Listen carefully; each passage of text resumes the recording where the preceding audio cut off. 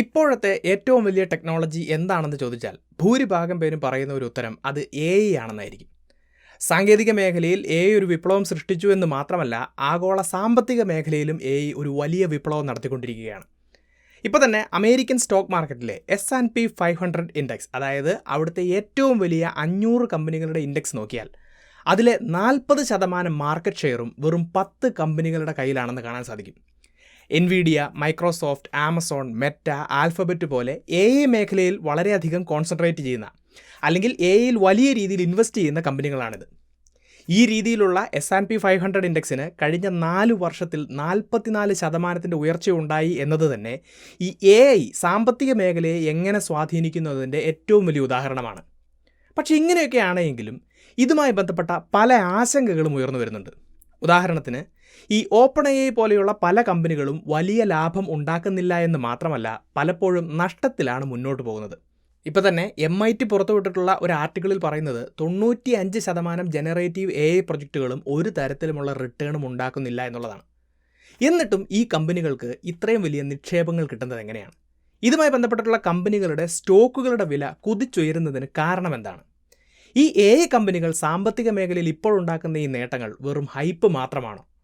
ഇപ്പോൾ നമ്മൾ കാണുന്നത് പഴയ .com ബബിളൊക്കെ പോലെയുള്ള മറ്റൊരു AI ബബിളാണോ? അങ്ങനെയാണെങ്കിൽ ഈ AI ബബിൾ തകർന്നു കഴിഞ്ഞാൽ അത് ആഗോളമായിട്ട് വലിയൊരു സാമ്പത്തിക പ്രതിസന്ധിക്ക് കാരണമാകില്ലേ? ഇത്തരത്തിലുള്ള ഒരുപാട് ചോദ്യങ്ങൾ ഉയർന്നു വന്നുകൊണ്ടിരിക്കുകയാണ്.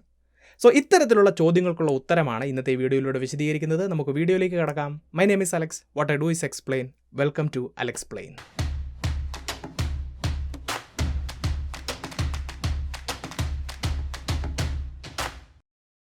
ഇപ്പോഴത്തെ ഈ AI റവല്യൂഷൻ ആരംഭിക്കുന്നത് 2022 ChatGPTയുടെ കടന്നുവരവോടുകൂടിയാണ് നമുക്ക് കാണാൻ സാധിക്കും.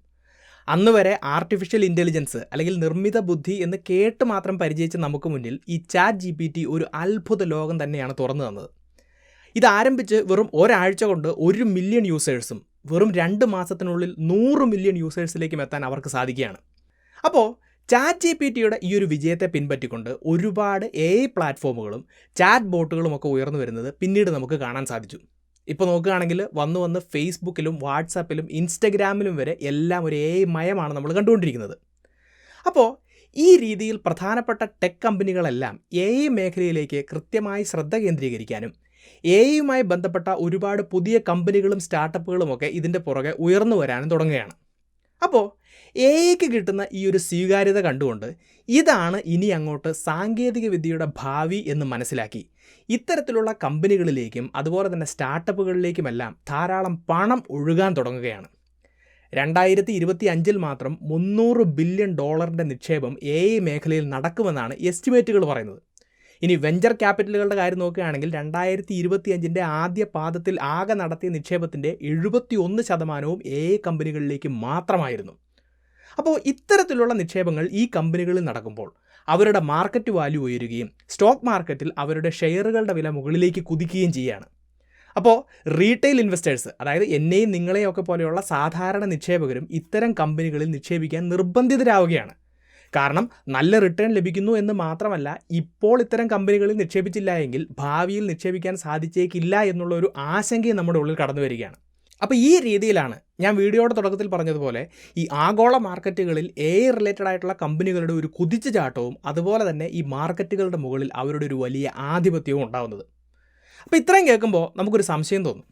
ഈ AI എന്ന് പറഞ്ഞിട്ടുള്ള ടെക്നോളജി നമുക്ക് വലിയ ഉപകാരമായി മാറിയിരിക്കുന്നു എന്ന് മാത്രമല്ല, ആഗോള സാമ്പത്തിക മേഖലയിൽ ഈ കമ്പനികൾ മൂലം വലിയ രീതിയിലുള്ള ഒരു ഉയർച്ചയും ഉണ്ടായിക്കൊണ്ടിരിക്കുകയാണ്. അങ്ങനെയാണെങ്കിൽ പിന്നെ ഇവിടെ എന്താണ് പ്രശ്നം?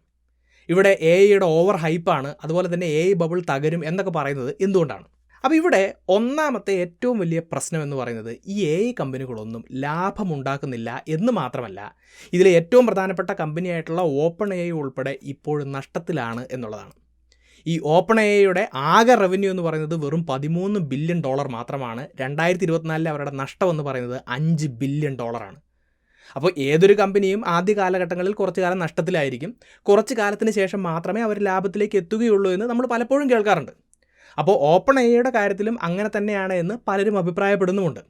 പക്ഷേ ഇങ്ങനെ നഷ്ടത്തിൽ പോകുന്ന ഈ കമ്പനിയുടെ ടോട്ടൽ മാർക്കറ്റ് വാല്യൂ എന്ന് പറയുന്നത് $500 ബില്യൺ ആണ്. സ്റ്റോക്ക് മാർക്കറ്റിൽ ഇപ്പോഴും ലിസ്റ്റ് ചെയ്തിട്ടില്ലാത്ത ലോകത്തിലെ ഏറ്റവും മൂല്യമുള്ള പ്രൈവറ്റ് കമ്പനിയാണ് ഇന്ന് OpenAI എന്ന് നമുക്ക് കാണാം. അപ്പോൾ നഷ്ടത്തിൽ പോകുന്ന ഈ ഒരു കമ്പനിയിലേക്ക് ഇത്രയും ഇൻവെസ്റ്റ്മെൻറ്റ് വരുന്നത് എങ്ങനെയാണ് എന്നുള്ളൊരു ചോദ്യം ഇവിടെ ഉയർന്നു വരികയാണ്. അപ്പോൾ ഇതിന് കൃത്യമായിട്ടൊരു മറുപടി ഇവിടെ ഉയർന്നു വരുന്നുണ്ട്. അതെന്താണെന്ന് ചോദിച്ചു കഴിഞ്ഞാൽ ഈ OpenAI പോലെയുള്ള കമ്പനികൾക്ക് ഒരുപാട് ടെക്നിക്കൽ ഇൻഫ്രാസ്ട്രക്ചർ ആവശ്യമാണ്. പവർഫുൾ ആയിട്ടുള്ള സെർവറുകൾ, ചിപ്പുകൾ, ഡാറ്റാ സെൻറ്ററുകൾ, ഇങ്ങനെയുള്ള ടെക്നിക്കൽ ഇൻഫ്രാസ്ട്രക്ചറുകൾ നിർമ്മിക്കുന്നതിന് വേണ്ടിയിട്ട് അവർ തങ്ങൾക്ക് ലഭിക്കുന്ന നിക്ഷേപങ്ങൾ മുഴുവൻ ഉപയോഗിക്കുകയാണ് എന്നും ഈ രീതിയിൽ ഭാവിയിൽ കുറേ കാലം മുന്നോട്ട് പോയി കഴിയുമ്പോൾ ലാഭത്തിലേക്ക് കടക്കാൻ അവർക്ക് സാധിക്കും എന്നുമാണ് പറയപ്പെടുന്നത്. പക്ഷേ 2025 സെപ്റ്റംബറിൽ പുറത്തു വന്ന ഒരു റിപ്പോർട്ടിൽ പറയുന്നത് 2030 ആകുമ്പോഴത്തേക്കും AI മേഖലയിലുള്ള കമ്പ്യൂട്ടിംഗ് ആവശ്യങ്ങൾക്കനുസരിച്ചിട്ടുള്ള ഒരു ടെക്നിക്കൽ ഇൻഫ്രാസ്ട്രക്ചർ മെയിൻറ്റെയിൻ ചെയ്യാൻ ഇത്തരത്തിലുള്ള AI കമ്പനികൾക്കെല്ലാം കൂടെ ഒരു വർഷം $2 ട്രില്യൺ എങ്കിലും റവന്യൂ ഉണ്ടാവണം എന്നാണ്. ഇപ്പം നമ്മൾ നോക്കിയാൽ Amazon, apple, Microsoft, Meta, Nvidia, alphabet എന്നീ 5 ഭീമൻ കമ്പനികളുടെ 2024 മുഴുവൻ റവന്യൂ എന്ന് പറയുന്നത് $1.8 ട്രില്യൺ മാത്രമേ ആകുന്നുള്ളൂ എന്നുള്ളത് മനസ്സിലാക്കുക. അപ്പോൾ ഒരു വർഷം $2 ട്രില്യൺ പോലെയുള്ള അത്രയും വലിയൊരു റവന്യൂ ജനറേറ്റ് ചെയ്യുന്ന എന്ത് ബിസിനസ് മോഡലാണ് ഈ OpenAI ഉൾപ്പെടെയുള്ള AI കമ്പനികൾ മുന്നോട്ട് വെക്കാൻ പോകുന്നത് എന്നുള്ള ഒരു വലിയ ചോദ്യം ഉയർന്നു വരികയാണ്. അപ്പോൾ ഈ രീതിയിൽ ഭാവിയിൽ വലിയ ലാഭമുണ്ടാകുമെന്ന് യാതൊരു ഉറപ്പുമില്ലാത്ത ഇത്തരത്തിൽ നഷ്ടത്തിൽ പോകുന്ന കമ്പനികൾക്കും അതുപോലെ തന്നെ അവരെ പിന്താങ്ങുന്ന കമ്പനികൾക്കും ഷെയർ മാർക്കറ്റുകളിൽ ഉയർന്ന മൂല്യം ഉണ്ടാകുന്നതും അതുപോലെ തന്നെ അവരുടെ ഷെയറുകളുടെ മൂല്യം ഉയരുന്നതും ആശങ്കയോടെയാണ് പല ആളുകളും നോക്കിക്കാണുന്നത്. കാരണം എന്താണെന്ന് ചോദിച്ചു കഴിഞ്ഞാൽ ഇതിന് സമാനമായിട്ടുള്ള കാര്യങ്ങളാണ് 1995, 2000 കാലഘട്ടങ്ങളിലെ .com ബബിളിൻ്റെ ഭാഗമായി നടന്നത്. അന്ന് ഇൻ്റർനെറ്റ് എന്ന് പറയുന്നത് വലിയൊരു വിപ്ലവകരമായ കണ്ടുപിടുത്തമായിരുന്നു. സാധാരണക്കാരായിട്ടുള്ള ആളുകൾക്കും ഇൻ്റർനെറ്റ് ഉപയോഗിക്കാൻ സാധിച്ചതോടുകൂടി ധാരാളം പുതിയ വെബ്സൈറ്റുകൾ ഉയർന്നു വരികയാണ്. അപ്പോൾ ഇത്തരത്തിലുള്ള വെബ്സൈറ്റുകൾക്ക് കൃത്യമായിട്ടുള്ള ബിസിനസ് മോഡലോ വരുമാനമോ ഒന്നും ഉണ്ടായിരുന്നില്ല എന്നുള്ളൊരു കാര്യം കൂടെയുണ്ട്. പക്ഷേ ആ ഒരു സമയത്ത് പുതുതായിട്ട് ആരംഭിക്കുന്ന വെബ്സൈറ്റുകൾ, മറ്റൊരു രീതിയിൽ പറഞ്ഞാൽ ഈ പേരിൻ്റെ ഒപ്പം .com എന്ന് അവസാനിക്കുന്ന ഏതൊരു ബിസിനസ്സിനും വലിയ രീതിയിലുള്ള നിക്ഷേപങ്ങൾ ലഭിക്കുകയാണ്. മാർക്കറ്റിൽ അവരുടെ ഷെയറുകൾക്ക് വലിയ വിലക്കയറ്റം ഉണ്ടാകുന്നു. ഇതിൻ്റെ ഭാഗമായിട്ട് 2000 മാർച്ചിൽ അമേരിക്കയിലെ നാസ്ഡാക്ക് ഇൻഡെക്സിൻ്റെ മൂല്യം ഒരൊറ്റ വർഷം കൊണ്ട് ഇരട്ടിയാവുകയും $5048 എന്ന രീതിയിലേക്ക് എത്തുകയും ചെയ്യുകയാണ്. പക്ഷേ ഇത്തരത്തിലുള്ള വെബ്സൈറ്റുകളും അതുമായി ബന്ധപ്പെട്ടിട്ടുള്ള ബിസിനസ്സുകളും ഒക്കെ വെറും പൊള്ളയാണ് എന്നും അവയുടെയൊക്കെ മൂല്യം ഊതിപ്പെരുപ്പിച്ചതാണ് എന്നും എല്ലാവരും പതിയെ മനസ്സിലാക്കുകയാണ്. അപ്പോൾ അതിൻ്റെ ഭാഗമായിട്ട് ഒരു സുപ്രഭാതത്തിൽ അമേരിക്കൻ സ്റ്റോക്ക് മാർക്കറ്റ് തകരുകയാണ്. 2002 ഒക്ടോബറിൽ നാസ്ഡാക്ക് 77% ഇടിഞ്ഞ് വെറും $1139 കൂപ്പുകുത്തുകയാണ്. പിന്നീട് 13 വർഷങ്ങൾക്ക് ശേഷം മാത്രമാണ് 5000 എന്ന് പറഞ്ഞിട്ടുള്ള ആ ഒരു പഴയ മൂല്യത്തിലേക്ക് എത്തി അന്നത്തെ തകർച്ചയിൽ നിന്നും കരകയറാൻ അമേരിക്കൻ സ്റ്റോക്ക് മാർക്കറ്റിന് സാധിക്കുന്നത്. സോ ഇപ്പോൾ AI കമ്പനികളുടെ കാര്യത്തിലും സമാനമായിട്ടുള്ള കാര്യങ്ങൾ സംഭവിക്കുമോ എന്നുള്ളൊരാശങ്കയാണ് ആളുകൾ മുന്നോട്ട് വെക്കുന്നത്. പക്ഷേ ഇവിടെ ഒരു കാര്യം കൃത്യമായിട്ട് മനസ്സിലാക്കുക, ഈ .com ബബിള് സാമ്പത്തിക മേഖലയെ തകർത്തു എന്ന് പറയുമെങ്കിലും ഇൻ്റർനെറ്റ് എന്ന് പറഞ്ഞിട്ടുള്ള ടെക്നോളജിക്ക് ഒരു പ്രശ്നവും ഉണ്ടായിട്ടില്ല. ഇൻ്റർനെറ്റ് ഉപയോഗിച്ച് കൃത്യമായിട്ടുള്ള ബിസിനസ് മോഡലുകളും പ്ലാനുകളും ഒക്കെ ആയിട്ട് പല കമ്പനികളും പിന്നീട് മുന്നോട്ട് വരികയും അത്തരം കമ്പനികൾക്ക് കൃത്യമായിട്ടുള്ള വളർച്ച ഉണ്ടാവുകയും ചെയ്തു എന്ന് മാത്രമല്ല, നമ്മൾ ഇന്ന് കാണുന്ന രീതിയിൽ ഈ ലോകം വളരുന്നതിന് പിന്നിൽ ഇൻ്റർനെറ്റിന് കൃത്യമായ പങ്കുണ്ട് എന്ന് നമുക്ക് സംശയമില്ലാതെ പറയാൻ സാധിക്കും. അപ്പോൾ ഇൻ്റർനെറ്റ് പോലെ തന്നെ AI എന്ന് പറഞ്ഞിട്ടുള്ള ടെക്നോളജി തീർച്ചയായിട്ടും നമുക്ക് ഉപകാരമാണ് എന്നതിൽ യാതൊരു തർക്കവുമില്ല. മറിച്ച് അതുമായി ബന്ധപ്പെട്ടിട്ട് ഇത്തരത്തിലുള്ള അനാവശ്യമായിട്ടുള്ള ഹൈപ്പ് ഉയർന്നു വരുന്നതാണ് ആശങ്കകൾക്ക് കാരണം എന്നുള്ളത് മനസ്സിലാക്കുക. ഇനി ഇതൊരു AI ബബിളാണ് എന്നുള്ള ആശങ്ക ഉയർന്നു വരുന്ന മറ്റൊരു കാര്യം നമുക്ക് മനസ്സിലാക്കാൻ വേണ്ടി ശ്രമിക്കാം. അത് ബ്ലൂംബർഗ് പുറത്തുവിട്ടിട്ടുള്ള ഒരു റിപ്പോർട്ടുമായി ബന്ധപ്പെട്ടിട്ടാണ്. അപ്പോൾ ഇവിടെ AI ബന്ധപ്പെട്ട് പ്രവർത്തിക്കുന്ന പല കമ്പനികളുടെയും ഇടയിൽ നടക്കുന്ന പണമിടപാടുകളും അതുവഴി ഇത്തരം കമ്പനികളുടെ മൂല്യം ഊതിപ്പെരുപ്പിക്കുന്നതും എങ്ങനെയാണ് എന്ന് തെളിയിക്കുകയാണ് ചെയ്യുന്നത്. ഇപ്പോൾ തന്നെ ഇവിടെ പ്രധാനപ്പെട്ട ഒരു കമ്പനി എന്ന് പറയുന്നത് എൻവിഡിയ ആണ് എന്ന് കാണാം. ഈ എൻവിഡിയ എന്ന് പറയുന്നത് GPU, ചിപ്പ് പോലെയുള്ള വസ്തുക്കളൊക്കെയാണ് പ്രധാനമായിട്ടും നിർമ്മിക്കുന്നത്. ഇപ്പോഴത്തെ AI മോഡലുകൾക്ക് പവർഫുൾ ആയിട്ടുള്ള ചിപ്പുകൾ വളരെ ഇമ്പോർട്ടൻ്റ് ആണ് എന്നുള്ളത് മനസ്സിലാക്കുക. അതുകൊണ്ട് തന്നെ എൻവിഡിയയുടെ ചിപ്പുകളാണ് ഭൂരിഭാഗം AI കമ്പനികളും ഇന്ന് ഉപയോഗിക്കുന്നത്. അപ്പോൾ ഈ AI മേഖലയിൽ ഇതുപോലുള്ളൊരു വലിയ കോമ്പറ്റീഷൻ ഉണ്ടാകുമ്പോൾ എൻവിഡിയയുടെ ചിപ്പുകൾക്ക് വലിയ ഡിമാൻഡ് ഉണ്ടാകുന്നു. ആ കമ്പനി അതിൻ്റെ ഭാഗമായി വലിയ ലാഭമുണ്ടാക്കുന്നു. അവരുടെ ഷെയർ പ്രൈസും മാർക്കറ്റ് വാല്യൂവും എല്ലാം ഇതിനൊപ്പം കുതിച്ചുയരുകയും ചെയ്യുകയാണ്.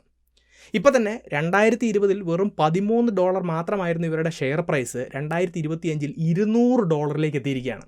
ഞാൻ ഈ വീഡിയോയുടെ തുടക്കത്തിൽ പറഞ്ഞ S&P 500 ഇൻഡെക്സ് ഉണ്ടല്ലോ, അതിൻ്റെ 7% മൂല്യവും എൻവിഡിയ എന്ന ഒറ്റ കമ്പനിയുടെ കയ്യിലാണ് എന്ന് മാത്രമല്ല, ഈ കമ്പനിയുടെ ഇപ്പോഴത്തെ മാർക്കറ്റ് വാല്യൂ $5 ട്രില്യൺ ആണ്. അതായത് ഇന്ത്യ പോലെയുള്ളൊരു രാജ്യത്തിൻ്റെ GDPയേക്കാൾ കൂടുതലാണ് എന്നുള്ള കാര്യം മനസ്സിലാക്കുക. അപ്പോൾ ഈ ഒരു കമ്പനിയെ സംബന്ധിച്ചിടത്തോളം ഇനിയും വളരുക എന്ന് പറയുന്നത് മറ്റേതൊരു കമ്പനിയെയും പോലെ അവരുടെയും ലക്ഷ്യമാണ്. അതിന് അവരുടെ പ്രൊഡക്ട്സിന് കൂടുതൽ ഡിമാൻഡ് ഉണ്ടാവണം. അപ്പോൾ ആ ഡിമാൻഡിന് കാരണക്കാരായിട്ടുള്ള AI കമ്പനികൾ വളരുക എന്ന് പറയുന്നത് ഈ NVIDIAയെ സംബന്ധിച്ച് വളരെ പ്രധാനപ്പെട്ടൊരു കാര്യമാണ്. അപ്പോൾ ഇവിടെ നേരത്തെ പറഞ്ഞതുപോലെ കമ്പനികൾ നഷ്ടത്തിലാണ് എങ്കിലും ആരാണ് ഇത്രയും വലിയ നിക്ഷേപങ്ങൾ ഈ കമ്പനികളിൽ നടത്തുന്നത് എന്ന ചോദ്യത്തിന് നമ്മൾ ഉത്തരം കണ്ടെത്താൻ വേണ്ടി പോവുകയാണ്. ഇപ്പോൾ ഇവിടെ ബ്ലൂംബർഗ് പുറത്തുവിട്ടിട്ടുള്ള ഈ ചാർട്ട് നോക്കിയാൽ അതിൽ നമുക്ക് ചില കാര്യങ്ങൾ കാണാൻ കഴിയും. ഇപ്പോൾ തന്നെ NVIDIA OpenAIയിൽ $100 ബില്യൺ ഒരു നിക്ഷേപമാണ് ഈ അടുത്ത കാലത്ത് നടത്തിയിരിക്കുന്നത്. അപ്പോൾ ഇങ്ങനെ കിട്ടിയിട്ടുള്ള ഈ $100 ബില്യൺ OpenAI ഞാൻ നേരത്തെ പറഞ്ഞതുപോലെ ഇൻഫ്രാസ്ട്രക്ചർ ഡെവലപ്മെൻറ്റിന് വേണ്ടിയിട്ട് ഉപയോഗിക്കുകയാണ്. അവരുടെ ടെക്നിക്കൽ ഇൻഫ്രാസ്ട്രക്ചറിൻ്റെ ഏറ്റവും പ്രധാനപ്പെട്ട ഒരു ഭാഗമെന്ന് പറയുന്നത് ഇതേ NVIDIAയുടെ ചിപ്പുകൾ തന്നെയാണ്. അപ്പോൾ NVIDIA ഇവരുടെ മേലിൽ ഇൻവെസ്റ്റ് ചെയ്തിട്ടുള്ള ഈ ഒരു പണം NVIDIAയുടെ ചിപ്പുകൾ വാങ്ങാൻ വേണ്ടി തന്നെയാണ് OpenAI ഉപയോഗിക്കുന്നത്. അതായത് NVIDIAയെ സംബന്ധിച്ച് നോക്കുമ്പോൾ OpenAI അവരുടെ കയ്യിൽ നിന്നും കൂടുതൽ ചിപ്പുകൾ വാങ്ങുന്നു, അവരുടെ ഡിമാൻഡ് ഉയരുന്നു, കൂടുതൽ പ്രൊഡക്ഷൻ നടക്കുന്നു, കൂടുതൽ ലാഭം ഉണ്ടാകുന്നു, അതിൻ്റെ ഭാഗമായിട്ട് കമ്പനി വളരുകയും ചെയ്യുന്നു. ഇനി OpenAIയുടെ ഭാഗത്ത് നിന്ന് നോക്കിക്കഴിഞ്ഞാലോ അവർക്ക് കൂടുതൽ നിക്ഷേപം ലഭിക്കുന്നു, അതിൻ്റെ ഭാഗമായിട്ട് അവരുടെ മാർക്കറ്റ് വാല്യൂവിൽ വലിയ രീതിയിലുള്ളൊരു വർധനവും ഉണ്ടാവുകയാണ്. അപ്പോൾ ഈ രീതിയിൽ യഥാർത്ഥ വളർച്ചയില്ലാതെ എന്നാൽ കമ്പനികൾക്കിടയിൽ അങ്ങോട്ടും ഇങ്ങോട്ടും പണം കൈമാറി അത് ഇൻവെസ്റ്റ്മെൻ്റ് ആയിട്ടും റവന്യൂ ആയിട്ടും ഡിമാൻഡായിട്ടും ഒക്കെ കാണിച്ച് ഒരുതരം ഇല്ലാത്ത ഹൈപ്പ് ഉണ്ടാക്കിയെടുക്കാൻ വേണ്ടിയിട്ട് ഇവർ ശ്രമിക്കുന്നുണ്ട് എന്നാണ് ഇവിടെ ആരോപിക്കപ്പെടുന്നത്. അപ്പോൾ ഇതിന് മറ്റുദാഹരണങ്ങളും ഇതേ ചാർട്ടിൽ നിന്ന് നമുക്ക് കാണാൻ കഴിയും. ഇപ്പോൾ തന്നെ ഈ NVIDIA OpenAIയിൽ ഇൻവെസ്റ്റ് ചെയ്യുന്നു. OpenAI ഒറാക്കിൾ എന്ന് പറഞ്ഞിട്ടുള്ള കമ്പനിയുമായിട്ട് $300 ബില്യൺ ഒരു ക്ലൗഡ് ഡീൽ ഉണ്ടാക്കുകയാണ്. അതായത് ഈ ഒറാക്കിളിൻ്റെ ഡേറ്റാ സെൻറ്ററുകൾ OpenAI തങ്ങളുടെ ഡെവലപ്മെൻറ്റിന് വേണ്ടിയിട്ട് ഉപയോഗിക്കുകയാണ് ചെയ്യുന്നത്. ഇനി ഇതേ ഒറാക്കിൾ തങ്ങളുടെ ഡാറ്റാ സെൻറ്ററുകൾക്ക് വേണ്ടിയിട്ട് NVIDIAയുടെ അടുത്ത് നിന്നും ബില്യൺ കണക്കിന് ഡോളർ മുടക്കിയിട്ട് ചിപ്പുകൾ വാങ്ങി ആ പണം അവസാനം NVIDIAയുടെ കൈകളിൽ തന്നെ തിരിച്ചെത്തുകയാണ്. അപ്പോൾ ഇപ്പോൾ നമ്മൾ നോക്കുകയാണെങ്കിൽ ഈ കമ്പനികളെല്ലാം ഇത്തരത്തിൽ ബന്ധപ്പെട്ട് കിടക്കുമ്പോൾ ഇവിടെ ഏതെങ്കിലും ഒരു കമ്പനി തകർന്നു കഴിഞ്ഞാൽ അത് മറ്റ് കമ്പനികളുടെ തകർച്ചയ്ക്കും കാരണമാവുകയും ഈ കമ്പനികൾ മാർക്കറ്റിൻ്റെ വലിയൊരു ഭാഗം കൈയടക്കിയിരിക്കുന്നത് കൊണ്ട് അത് ആഗോള സാമ്പത്തിക മേഖലയെ മുഴുവൻ തകർക്കുമെന്നുമാണ് പലരും അഭിപ്രായപ്പെടുന്നത്. അപ്പോൾ അതെങ്ങനെയാണ് എന്ന് ഈ ചാർട്ടിൽ നിന്നും ഉദാഹരണങ്ങളിൽ നിന്നും നിങ്ങൾക്ക് മനസ്സിലായിട്ടുണ്ടെന്ന് വിശ്വസിക്കുന്നു. പക്ഷേ ഇവിടെ ഒരു കാര്യം മനസ്സിലാക്കുക, ഞാൻ OpenAI NVIDIA പോലെയുള്ള ചില പ്രധാനപ്പെട്ട കമ്പനികളുടെ കാര്യം മാത്രമേ പറഞ്ഞിട്ടുള്ളൂ. എന്നാൽ ഈ ഒരു വിഷയത്തിൽ ഈ 2 കമ്പനികൾ മാത്രമല്ല ഇതുപോലെയുള്ള ഒരുപാട് കമ്പനികൾ ഉൾപ്പെട്ടിട്ടുണ്ട് എന്നുള്ള കാര്യം മനസ്സിലാക്കുക. അപ്പോൾ ഇത്രയും കാര്യങ്ങൾ കേൾക്കുമ്പോൾ സ്വാഭാവികമായിട്ട് ഇത് കേൾക്കുന്ന ആളുകളുള്ളിൽ ഉണ്ടാകുന്ന ഒരു പ്രധാനപ്പെട്ട സംശയമാണ്, എന്തുകൊണ്ടാണ് ഈ കമ്പനികൾ ഇങ്ങനെയൊക്കെ ചെയ്തത്? അവർ മനഃപൂർവ്വം ഒരു ഹൈപ്പ് ഉണ്ടാക്കുകയാണോ? ഒരു സുപ്രഭാതത്തിൽ ഈ AI ബബിൾ തകരുകയാണെന്ന് വിചാരിക്കുക. അങ്ങനെ തകർന്നു കഴിഞ്ഞാൽ അത് ഈ കമ്പനികളെയും ബാധിക്കുകയില്ലേ? പക്ഷേ അമേരിക്ക എന്ന രാജ്യത്തിൻ്റെ ചരിത്രം പരിശോധിച്ചാൽ ഇതിനുള്ള ഉത്തരം നമുക്ക് കൃത്യമായിട്ട് കിട്ടും. ഇത്തരത്തിൽ എന്തെങ്കിലും പ്രശ്നം അമേരിക്കയിൽ ഉണ്ടായപ്പോഴെല്ലാം US ഗവൺമെൻറ് തന്നെ ഇത്തരത്തിലുള്ള കമ്പനികളെ സഹായിച്ചിട്ടുള്ള ചരിത്രമാണുള്ളത്. ഇപ്പം നിങ്ങൾക്ക് തോന്നും എന്തിനാണ് ഇങ്ങനെ US ഗവൺമെൻറ് പ്രശ്നങ്ങൾ ഉണ്ടാക്കുന്ന കമ്പനികളെ സഹായിക്കുന്നത് എന്ന്. ഇത്തരം കമ്പനികളുടെ ഒരു പ്രത്യേകതയാണ് ടു ബിഗ് ടു ഫെയിൽ എന്ന് പറയുന്നത്. ഞാൻ ആദ്യം പറഞ്ഞതുപോലെ ഈ AI കമ്പനികൾ അമേരിക്കയുടെ സ്റ്റോക്ക് മാർക്കറ്റിൻ്റെ വളരെ പ്രധാനപ്പെട്ട ഒരു ഭാഗമാണ്. അതായത് ഈ കമ്പനികൾ തകർന്നു കഴിഞ്ഞാൽ അത് അമേരിക്കയുടെ സാമ്പത്തിക മേഖലയെ ഒന്നാകെ തകിടം മറിക്കുമെന്നതിൽ യാതൊരു സംശയവുമില്ല. ഒരു പക്ഷേ ആ രാജ്യത്തെ മുഴുവൻ ഒരു സാമ്പത്തിക മാന്ദ്യത്തിലേക്ക് തള്ളിവിടാൻ ഇതിലേതെങ്കിലും ഒരു കമ്പനി തകർന്നാൽ മാത്രം മതി. ഇനി ഇത് മാത്രമല്ല, അമേരിക്കയുടെ ഇന്നത്തെ സാമ്പത്തിക മേഖലയിലെ പെർഫോമൻസിന് ഈ ടെക് കമ്പനികൾ നൽകുന്ന സംഭാവന എന്ന് പറയുന്നത് തീരെ ചെറുതല്ല. ഇപ്പോൾ ഡോയ്ഷെ ബാങ്കിൻ്റെ കണക്കുകൾ പ്രകാരം AI മേഖലയിലുള്ള കമ്പനികളുടെ സ്പെൻഡിങ് ഒന്നുകൊണ്ട് മാത്രമാണ് അമേരിക്കൻ എക്കോണമി നിലവിൽ ഒരു സാമ്പത്തിക മാന്ദ്യത്തിലേക്ക് പോകാതെ പിടിച്ചു നിൽക്കുന്നത്. അപ്പോൾ ഈ കമ്പനികളുമായി ബന്ധപ്പെട്ടിട്ട് എന്തെങ്കിലും പ്രശ്നങ്ങളുണ്ടായാൽ ഈ കമ്പനികളെ തകരാതെ സഹായിക്കുക എന്ന് പറയുന്നത് അമേരിക്കൻ ഗവൺമെൻറ്റിൻ്റെ ഒരു ഉത്തരവാദിത്വമായി മാറുകയാണ്.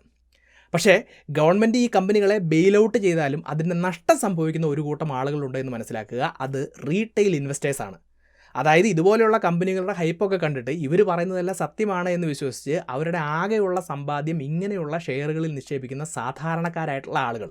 ഇപ്പോൾ ഒരു സുപ്രഭാതത്തിൽ ഈ AI ബബിൾ പൊട്ടി മാർക്കറ്റ് തകർന്നു കഴിഞ്ഞാൽ ഇത്തരത്തിലുള്ള ആളുകളുടെ നിക്ഷേപങ്ങളെല്ലാം ആവിയായി പോകും. ഇനി ഗവൺമെൻറ് ഇത്തരം കമ്പനികളെ ബെയിൽ ഔട്ട് ചെയ്യുമ്പോൾ അതിന് വേണ്ടിയിട്ട് ഉപയോഗിക്കുന്നത് ഇത്തരം സാധാരണക്കാർ കൊടുക്കുന്ന നികുതി പണമാണ് എന്നുള്ള കാര്യം മനസ്സിലാക്കുക. ഇനി ഇതിൻ്റെ ഭാഗമായിട്ട് രാജ്യത്ത് സാമ്പത്തിക മാന്ദ്യം ഉണ്ടായാലോ ഇത്തരത്തിലുള്ള സാധാരണക്കാർക്കാണ് അവരുടെ തൊഴിലും വരുമാനവും എല്ലാം നഷ്ടപ്പെടുന്നത്. സോ കമ്പനികൾക്ക് വലിയ രീതിയിലുള്ള നഷ്ടങ്ങൾ ഉണ്ടാകുന്നില്ല, സാധാരണക്കാരാണ് എപ്പോഴും പെട്ടുപോകുന്നത് എന്നുള്ള കാര്യം മനസ്സിലാക്കുക. ഇനി ഒരു കാര്യം കൃത്യമായി മനസ്സിലാക്കുക, ലോകത്തിലെ എല്ലാ AI കമ്പനികളും ഒരു വലിയ സ്കാമാണ് എന്നോ ഇതെല്ലാം ഉടനെ തകർന്നു പോകുമെന്നൊന്നും അല്ല ഈ വീഡിയോയിലൂടെ പറയാൻ വേണ്ടി ഉദ്ദേശിക്കുന്നത്. മറിച്ച് AI ഒരു വലിയ ബബിളാണ് എന്നുള്ളൊരു ആശങ്ക ലോകത്തിൻ്റെ പല ഭാഗത്തും ഉയർന്നു വരുന്നുണ്ട്. എന്തുകൊണ്ടാണ് അത്തരത്തിലുള്ള ഒരു ആശങ്ക ഉയർന്നു വരുന്നത്, അതിൻ്റെ കാരണങ്ങൾ എന്തൊക്കെയാണെന്ന് പറയാൻ വേണ്ടി മാത്രമാണ് ശ്രമിച്ചിരിക്കുന്നത്. അത് നിങ്ങൾക്ക് ഈ വീഡിയോയിലൂടെ മനസ്സിലാക്കാൻ സാധിച്ചിട്ടുണ്ടെന്ന് വിശ്വസിക്കുന്നു.